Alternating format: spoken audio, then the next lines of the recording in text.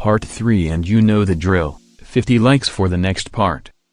Advanced towers. These are basically towers for the amateurs, and for the players that managed to understand the game. But before I'm gonna begin, I have to exclude 5 towers. 2 of them are support towers, even though Commander can do damage but only with ability, so Commander is not will be tested. As for other 3, they are too expensive to place, and they are not meant for the early game. And on that note, let's begin.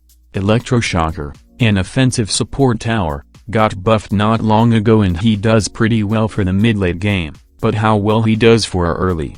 And yet the story repeats from the previous video. You can't place Electroshocker without skipping a wave, so that means that wave 1 is leaked. As for other waves, he does not bad, and for the next waves until wave 5, they all been leaked. Wave 6 got somehow passed, but he's weak against heavies on early, so the level 0 and 1 are not very effective on early, but level 2 does very well against heavies, and with that, wave 8 and 9 we're beaten. But another enemy, that Electro is very weak against, is the boss. He's not strong enough for this enemy, but can do a little damage to him. Wave 11 was again beaten, but on wave 12 he died. As I said, he's not very strong against the bosses on early game.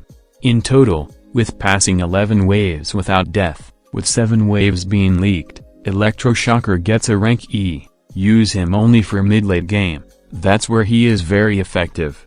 Next tower, Warden.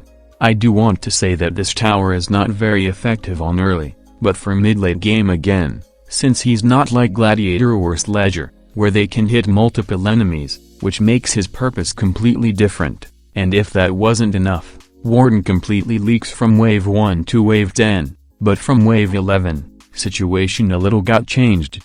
With effective level 2 upgrade, you can spam him and they would kill any enemy that appears, but his performance is actually bad for early. In total, with passing all 16 waves, with 10 waves being leaked, Warden gets a rank C. Not terrible, but use him for mid and late game. Next tower is every new player's dream, Minigunner. Same thing with Rocketeer, but a little cheaper, which is vital, since with Rocketeer, I had to skip 6 waves, but with Mini, I only had to skip 5 waves. From wave 6 to 9 he had no trouble, but he did had trouble with boss on wave 10 and he left quite a chunk of health for the leak. From wave 11 to 13 again, no trouble, but very hard with 2 bosses on wave 14, which is death. Also, I do need to remind you that this is done with no supports, on solo, and, on Fallen. Testing towers on other modes or with other players will give you different results. In total, passing 13 waves, with 6 waves being leaked, Minigunner gets a rank C. On wave 10, can be useful against the boss, but you gonna need more than just one Minigunner. Next tower, Ray Cowboy. This guy is a sort of replacement for farm, and for such case, I didn't use a farm for early, so, how did it go? Well, his level 0 and level 1 are no good for him, which resulted in leaks on wave 1 and 2. His level 2 however, is somewhat very useful. It gives you more cash, and has enough damage to kill any enemy, and spamming him would cover any wave and give you lots of cash, passing from wave 3 to 12, without any problems. In the case for the shadows, you need at least 2, maximum 3, cowboys with level 3, and since it's expensive, you can only get, with wave bonus and with cash per shot, at least 2 of them, which is enough to kill all the shadows. As for the rest, he managed to get me to wave 16 and even beat it, without any trouble. In total, with passing all 16 waves, with 2 waves being leaked, Cowboy gets a rank S, second tower to be appear in such rank.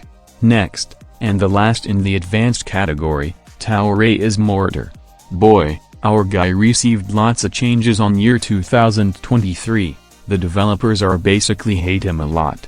Either way, another Tower A same thing, you can't place him without skipping waves, so that means wave 1 and 2 got leaked, and he does quite bad due to his horrible targeting system and his very big fire rate, but wave 3 and 4 he passed successfully, but as I mentioned his problems, wave 5 and 6 got leaked because of the quicks. Wave 7 he wasn't struggling much with heavies and he beat it. Wave 8 got leaked again, Wave 9 got almost leaked, but luckily Mortar managed to shoot and kill the Quicks. No trouble for the boss on Wave 10, Wave 11 and 12 got past, but the death on Wave 13 was around the corner.